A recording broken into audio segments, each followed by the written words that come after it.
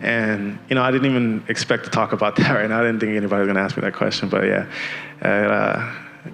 it touches my heart a little bit.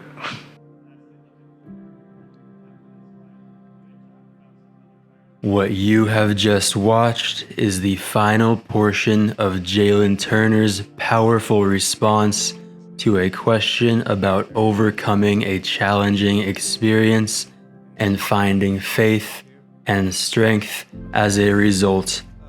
I am very excited to present his message during this video because it really resonated with me, and I hope that you can take something from it as well. So, first we'll listen to his message, and then we'll walk through it. For context, he was talking about a difficult time in his life that was made worse by his winning streak coming to an end earlier this year. In spite of this, he expresses gratitude for the obstacles he faced as they guided him back to faith and to a path of striving to be the best version of himself. Now, I'll let Jalin speak for a little under a minute as he responds to the reporter's question. Talking about your last fight, you had mentioned that because of your loss, you had a reconnection with your faith. Speaking of that, how has that benefited you now going into this fight? It's benefited me in so many ways, and I wouldn't even just look at it just as a fight alone, but like everything outside of my life. I got back right with God, and I feel a lot more empowered. I feel a lot more at peace. I don't feel the stresses of life as much as I used to. I just put a lot of the pressure on God, and it feels good. It's always like a touchy subject because, I started going down like such a dark path and, drinking constantly. And I stopped drinking last year and just started making changes in my life. And then ultimately that last fight showed me a lot of blessings that I feel like I wouldn't have seen if I had won. And, I didn't even expect to talk about that right now. I didn't think anybody was going to ask me that question, but touches my heart a little bit. Now, Jalin covered a number of important topics during that response, so I want to begin with this. No matter who you are or what you believe, I wish you the absolute best. Now, I would love to walk through some thoughts inspired by what Jalin said. For me, his words bring to mind a classic quote that you may have heard, which I will display and paraphrase in just a moment. But this year, I learned the hard way that while this quote is easy advice to give when life is great, it's not always simple to apply it during a personal struggle. But I'm ready to express it now, so here it is. I asked the Creator for strength, and He gave me difficulties to make me strong. I asked for wisdom, and the Creator gave me problems to solve.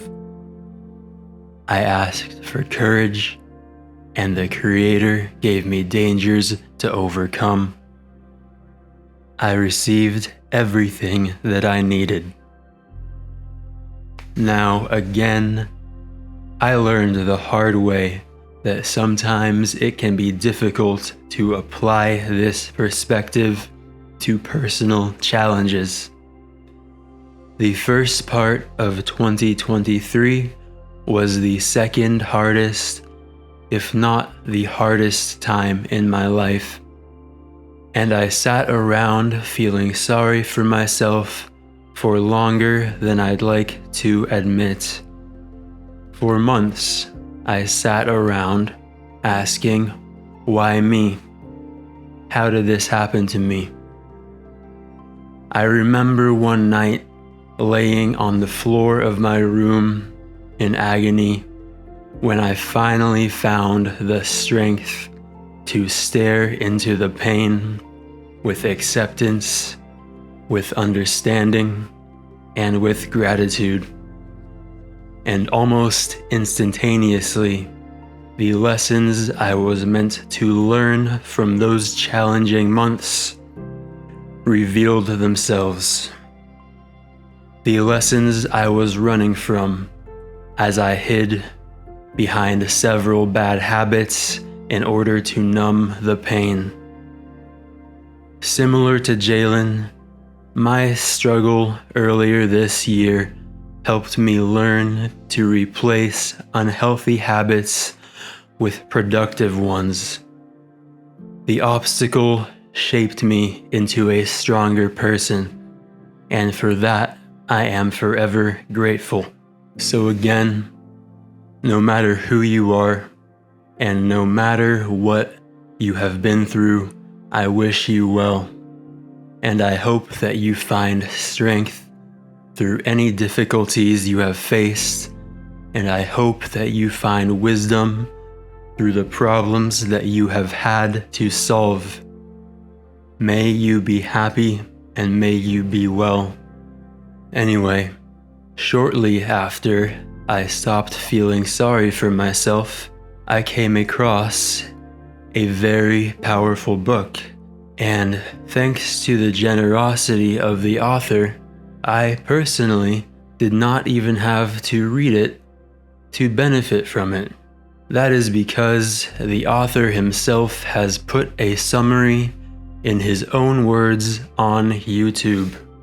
The video is called "The Obstacle is the Way," summarized by the author, Ryan Holiday. I'll link it in the description. "The Obstacle is the Way" is the title of the book, and it is also a powerful statement that I believe to be true.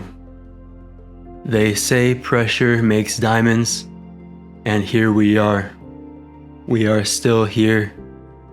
Our hearts are still beating. And along with your beating heart, there must be something inside you that is greater than the obstacles that you have faced. Because there you are.